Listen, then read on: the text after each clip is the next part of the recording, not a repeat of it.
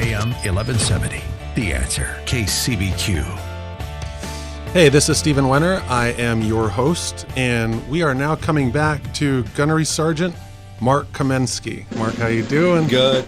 Thanks for having me on, Steve. Of course. So, as we mentioned in the first part of our show, Mark is a Marine, big distinction. Yeah. And Jason, of course, the relationship with family of Marines. Yeah. And Mark is in the recruiting program. So, this for me is a massive part of what I really want to touch on in the military, because from other people that I have that are friends in the military, it's a career choice. Absolutely. It's not just protect and serve your country. This is a career. And so I'd love to understand your take on what you've experienced, your mindset as to being a recruiter, and bringing people into the Marines from the civilian life, and also really touch on what people can expect once they make that transition. And then later, I'm going to bring you back to this because this is a lot. I really want to express to people the major benefits that they'll receive for life once they've served in the military, because that's huge. It is. And I appreciate everything, Steve. So as a Marine, it's, you had mentioned it becomes a career choice, which absolutely there's so many different choices. When we're young and we grow up, we're like, hey, I'm going to be a police officer, I'm going to be a firefighter, I'm going to be an astronaut, underwater. But you have to start somewhere. Absolutely, and for me, the choice was pretty standard. I grew up, I didn't have a whole lot. Much of my childhood was from a single parent from my mom, and growing up, going through high school, it was a way of life. I wanted a different way of life. It wasn't so much a career choice, because I've never believed that you can make a career choice based off of limited experience or limited time, and it doesn't matter the dollar amount, how much you're making or whatever the case is. You're either happy or you're not. So yeah, regardless whether you're rich or not. We talked about this last week. Absolutely. Rob Williams, one of the most funniest guys we've ever seen, one of the super wealthy guy, kills himself, right? Yeah. So no matter what you're at, you get the choice. That's the one thing that God's given us. Absolutely. We all get 24 hours in a day. You all get to choose how you feel and how you react to different people. Absolutely. Right? And so as a Marine, when you first enlist, it's typically a 4-year contract? Yes. And it really depends on what you decide to do, because there's numerous different options out there that you can pursue. You have, you have an active duty route, an active duty option, which, hey, 24 hours a day, 7 days a week, 365 days a year, you are a United States Marine. You eat, sleep, talk, walk, Marine. Okay. And then you have, which is our reservist program. So speaking of talk, I'm sorry about this, but the hurrah. My dad said in Vietnam there was no hoorah or whatever, and now that's big. So explain that to me and the listeners, right? Well, so we usually call it like Marine jargon, and a lot of our vocabulary consists of acronyms. So we've got an acronym for everything. It's not a bathroom, it's a head. It's not a ceiling, it's overhead. It's not a wall, it's a bulkhead. So those seem longer. How those acronyms? Those seem longer to me. I tell you what, when my kids were growing up.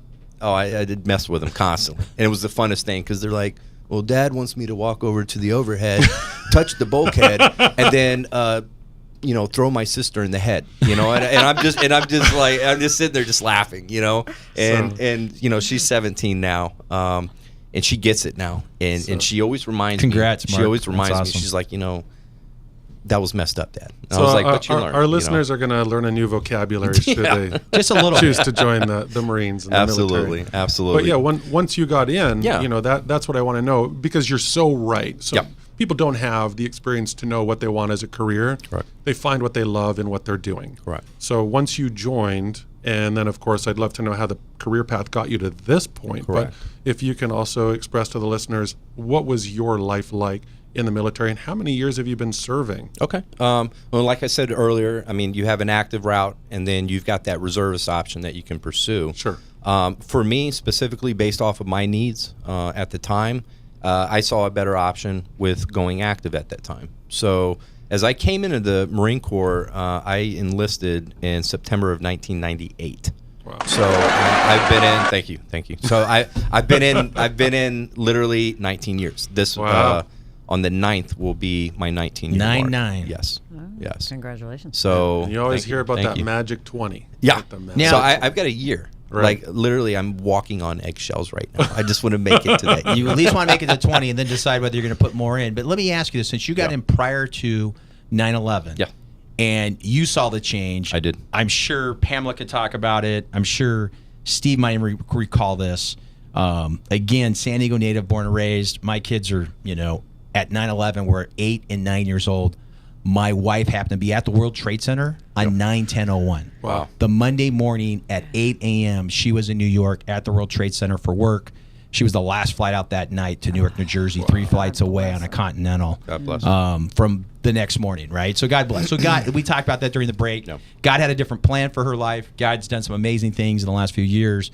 And I noticed a huge change being a son of a Marine who actually, after his 4 years in Vietnam, decided to go become a federal firefighter and put 26 years in. And he was able to use the 26 years as a federal firefighter plus his 4, and he got his 30-year pension, right? And so that's something I want to make sure people understand. You can actually do that and stay within the federal system and keep those, those clocks clicking, Absolutely. right? And that was a great thing for him.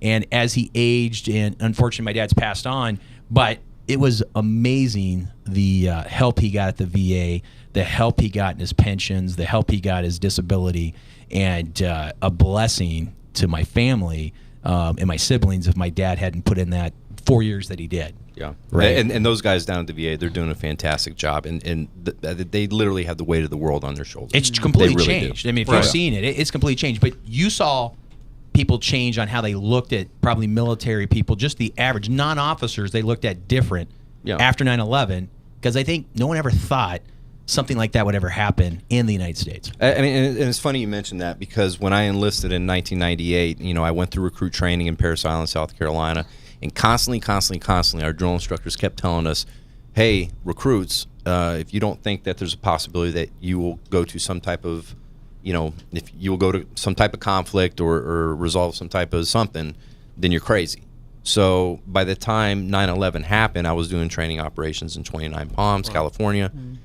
We were ready to get on a plane to go back home to North Carolina, and went and used the bathroom or the head. Right. Came back out into Tuesday the hangar. morning. Yep. Right. Came back out into the hangar, and everybody's heads were down, and the chaplain was, he was, reading prayer and praying and getting people ready because he knew you guys were going to be called on to do some stuff. Well, it was crazy because that was when I first found out about it. So the first 3 to 4 years, it was just training. There was no talk about going anywhere. There was nothing like that. Sure. So that day it really did become surreal, and everything following that day it defined the rest of my life. How did that make you feel about wearing the uniform after that? In a sense, you join, there's a purpose, but now, you say protect foreign and domestic, but when it happens at home, how did it make you feel being part of the military at that time? Steve, I